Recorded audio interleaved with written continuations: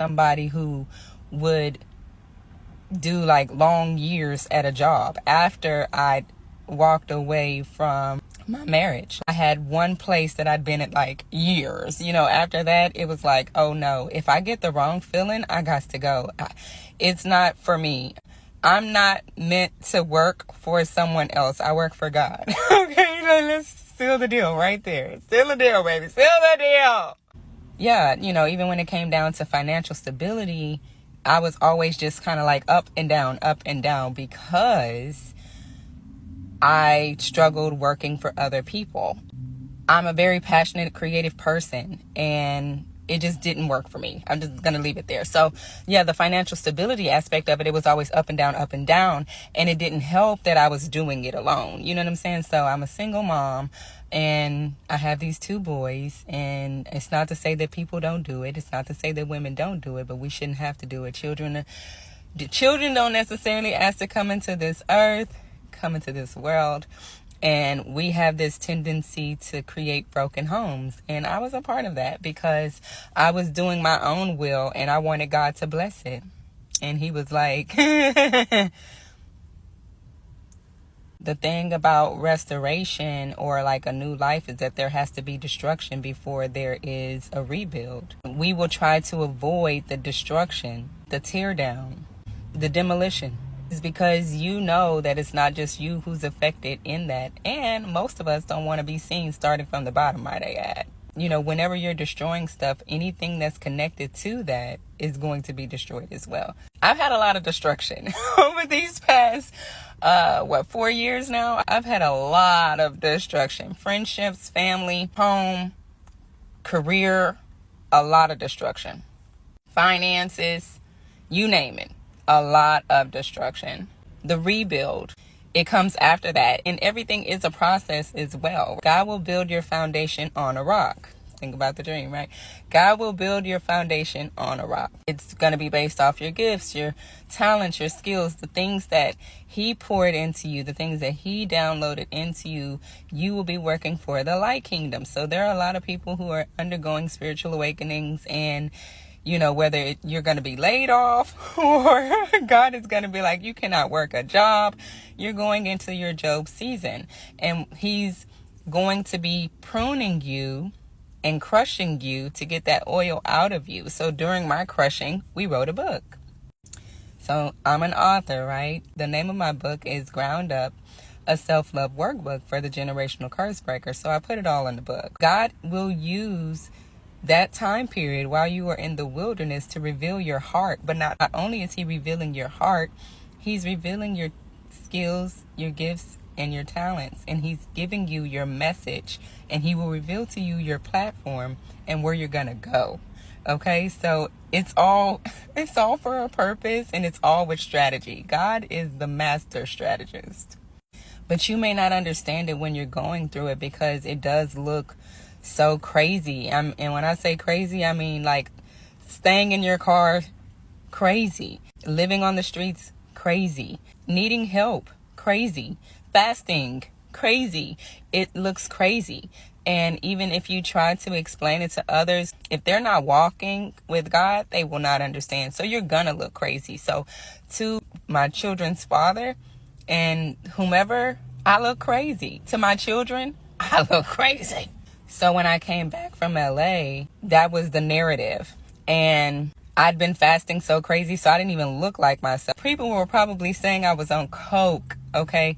Like, it was like that. You know what I'm saying? And you've gotten to see me over this time period on my fasting journey, but we were dealing with some heavy cycles and some heavy warfare. You have no idea. You have no idea, which is why it's so important to be kind, because you do not know what people are dealing with here. They're mental, baby. When you are anointed to be one of God's soldiers, you will deal with mental health issues. For one, because what you know doesn't look like what you see.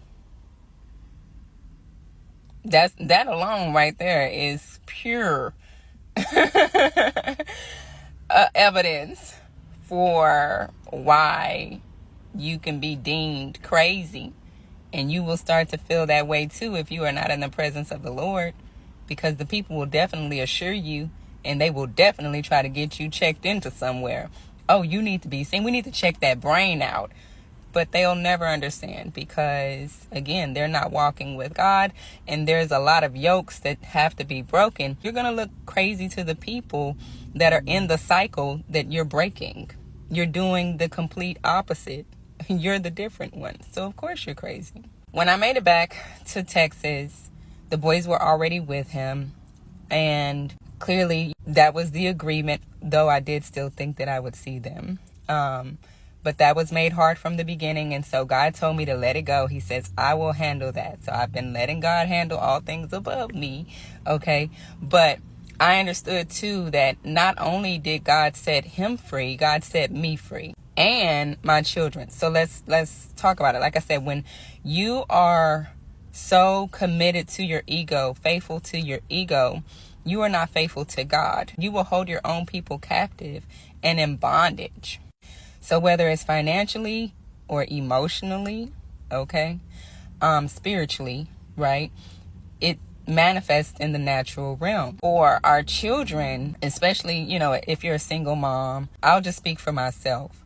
We had a very close relationship. I was very protective of my kids because I'm a single mom, so I'm trying to be provider, protector, and problem solver, plus be a mom. And it just didn't feel good, and it didn't work for me. Not saying that I wasn't there or present, that to the best of my ability it worked, okay? But do I feel like I would do that again?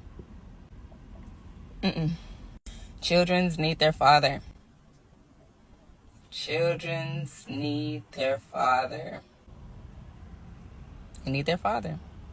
So God told me to release the shackles, meaning take him off of child support, and also cancel out the $80,000. The people thought I was crazy. They were like, ma'am, are you being coerced to do this? Are you being forced to do this? And I'm like, nope. God told me to, but God told me to remove the order completely and also to remove the back pay, right? Because it would be holding him captive. It'd be holding him in bondage. And it had already done a good work on him, having that carrot, if you will, or that burden over his head for as long as it had. So it had affected him in many, many ways. And if I'd kept him in that situation, again, matters about justifiable, whatever, none of that matters. My children are there, and they would be affected by that as well. And so I felt within my heart what God was saying is, don't make your children pay for you and your ex-husband's burdens or perceived mistakes. And that's all God had to say to me. Because cut it off, turn it off, wipe it out, wipe the debt free. Because my children deserve a chance. Matters what's happening with me, matters what I feel, matters what he feels, matters what we're going through. The children have already been through enough. We don't need to make it any worse. When you are financially debilitated, literally captive, imprisoned, money is a tool. And it is also a defense mechanism. And what does it defend you from? Poverty. So basically, I would have been maintaining poverty over my ex-husband, enforcing poverty over my ex-husband. And who do you think that affects? So it's like, how can you say that you want your children to be free? How can you say that you want to break a cycle? How can you say these things and you hold a financial burden over them?